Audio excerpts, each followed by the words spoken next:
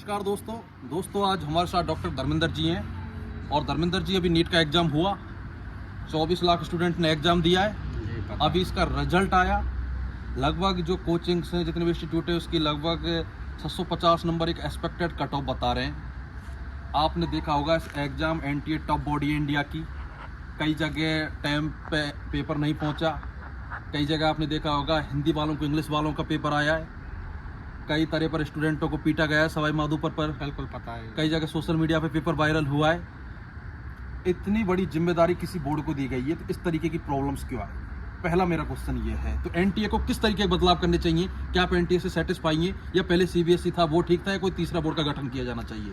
मैं तो बस इतना कहना चाहूँगा कि ये कहीं ना कहीं लापरवाही से हुआ है ये सारी चीज़ें। और अभी न्यूज़ आई है कि 7 बच्चों का लगातार 720 मार्क्स आए हैं एक ही सेंटर से, एक ही सेंटर से, और ये सीक्वेंस में उनके मार्क्स वो रोल नंबर थे। यस है ना। तो ये कहीं ना कहीं लापरवाही हुई है या फिर धांधलेबाजी हुई है। 719 718 आ ही नहीं और सकते। ये ये और ये उन बच्चों के साथ नाइंसाफी है जो बेचारे 4-5 साल से तैयारी कर रहे हैं। कोटा, जयपुर, दिल्ली बच्चे रहते हैं, गरीब फैमिली के बच्चे हैं, वो तैयारी कर रहे हैं, तो उनके साथ ये नाइंसाफी है। 720 मार्क्स इतना आसान थोड़ी है। बच्चे इतनी मेहनत करते हैं तब जाके इतने मार्क्स आते हैं। तो कहीं ना कहीं सिस्टम में गड़बड़ी है या खराबी है। मैं यही कहना चाहूँगा कि सिस्टम में सुधार किया जाए और या फिर एनटीए को चेंज किया जाए, कोई नए बोर्ड का गठन किया जाए। क्योंकि आज इंडिया का सबसे बड़ा एग्जाम बन चुका है मेडिकल का। बिल्कुल। ये यूपीएससी से भी ज्यादा स्टूडेंट बैठ रहे हैं। यूपीएससी में लगभग 10-11 लाख। आईआईटी को भी बीट कर दिया। इतने बड़े एग्जाम में अगर ऐसी चीजें सामने आएंगी, और आपको गवर्नमेंट ने पूरे राइट दे रखे हैं, पुलिस दे रखी है, सिक्योरिटी दे रखी है, पैसा आप इतना करोड़ रुपए कमा रहे हो फॉर्म से, किस तक फिर प्रॉब्लम क्यों आ रही है? बिल्कुल सिस्टम में खराबी की वजह से ही होती है ये सारी गड़बड़ें। मैं ये नहीं कहूँगा कि पूरा सिस्टम खराब है, लेकिन कुछ ना कुछ कमी है, तभी ऐसी गलतियाँ हो रही हैं। और मैं ये चाहता हूँ कि ये सिस्टम में कुछ बदलाव किए जाएँ ताकि बच्चों के हित में हो। और कई सारे आपको भी पता है, दिन ब दिन मेडिकल स्टूडेंट की संख्या बढ़ती जा रही है, क्योंकि अब क्रेज आ चुका है एक पीक पे। तो मैं ये कहूँगा कि आप उस तरह से बदलाव करें ताकि बच्चों को इस तरह से इन परेशानियों को ना झेलना पड़े। कई सारे भरोसा कायम रहे। कई सारी न्यूज़ आई थी उस टाइम पे, बच्चों को पीटा गया, इंग्लिश मीडियम का पेपर आ गया था हिंदी मीडियम के बच्चों के पास।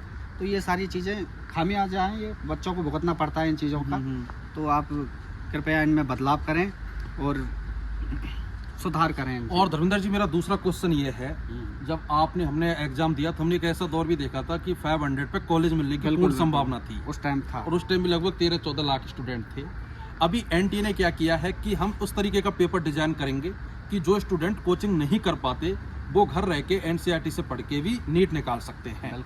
तो उन्होंने जो पेपर है इतना इजी कर दिया, तभी इतने बच्चे नंबर लेके आ रहे हैं। चलो करप्शन हुआ होगा 10%, 10 लोग, 20 लोग, 100 लोग, 1000 लोग, लेकिन ऑल ओवर कट ऑफ बड़ा है।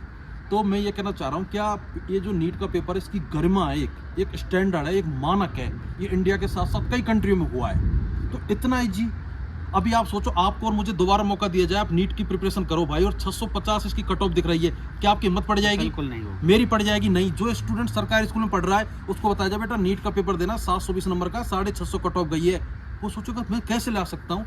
तो पेपर में कुछ ऐसे भी क्वेश्चन डालो डिफिकल्ट कि कम से कम उसकी कट ऑफ पे कितना रहे कि हाँ यार 560 540 जो बच्चा सोचे कि मैं इतना मेहनत करूँ ला सकूँ। आपने पेपर की कट ऑफ को, टॉपरों को मजाक बना दिया। टॉपर का मतलब होता है 1, 2, 3, जो पिछले आप देख सकते हो नीट के इतिहास में। इस बार आप सोचो 720 पे स्टूडेंट को एम्स नहीं मिला धर्मेंद्र जी। बिल्कुल 89 कुछ ऐसे स्टूडेंटों के फुल में से फुल स्कोर आया है।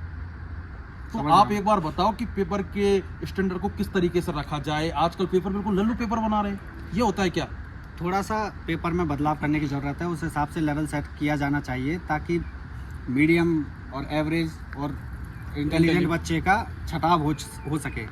कभी पेपर इजी बन जाता है, कभी इतना हार्ड बन जाता है। तो मैं ये कहना चाहूँगा कि पेपर का लेवल उस हिसाब से सेट किया जाए ताकि बच्चों के जो अच्छे बच्चे हैं उनका सिलेक्शन हो, और ये सारी जो गड़बड़ियाँ हो रही हैं वो ना हो, क्योंकि ये डायरेक्ट सीधे असर पड़ता है जो मिडिल क्लास पे, और जो बच्चे तैयारी कर रहे हैं कई सालों से उनके ऊपर इसका गलत इफेक्ट पड़ता है। और आप जानते हो हर साल कई सारे बच्चे सुसाइड करते हैं इस वजह से। अभी हो रहे हैं, पिछले 3 दिन के अंदर 2 सुसाइड हुए, जो कि बहुत बड़ी बात है।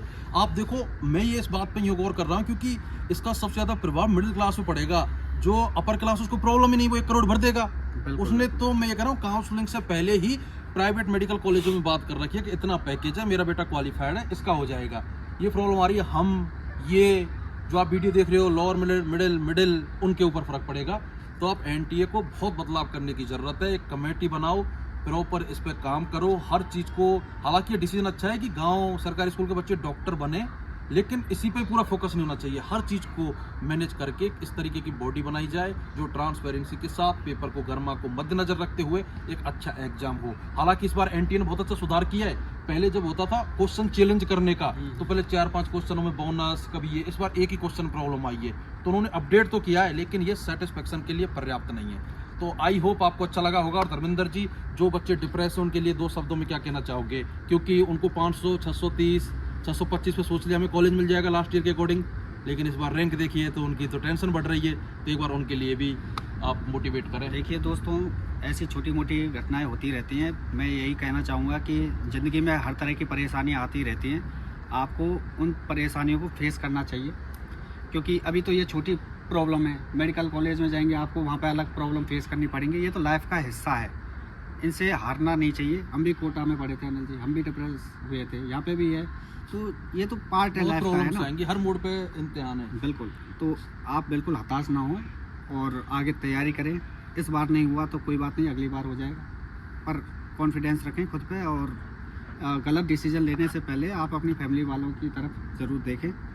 बस मैं यही कहना चाहूँगा। तो दोस्तों आज के लिए इतना ही। मिलते हैं नेक्स्ट वीडियो में ऑथेंटिक अपडेट के साथ। जय हिंद, वंदे मातरम।